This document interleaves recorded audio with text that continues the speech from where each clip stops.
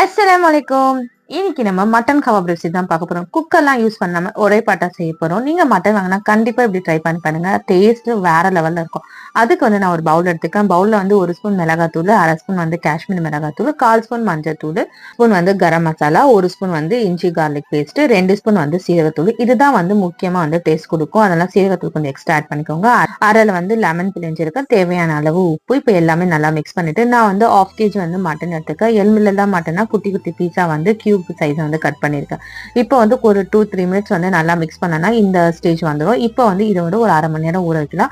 இன்னைக்கு நீங்க ஊற வச்சுட்டு நாளைக்கு செஞ்ச டேஸ்ட் இன்னும் அதிகமா இருக்கும். ஸோ நமக்கு டைம் இல்லாதால நம்ம இப்பயே சேர்க்கிறோம். ஸோ எண்ணெய் நல்லா காஞ்சதும் ஃபிளேவருக்காக கொஞ்சமா கருவேப்பிலை வந்து நான் எண்ணெயில ஆட் பண்ணிக்கிறேன். இப்போ நம்ம ஊற வச்ச மட்டனை வந்து வறுத்துக்கலாம். 2 சைடும் வந்து நல்லா வந்து ப்ரௌனிஷா வந்தப்பமே எடுத்துடலாம்.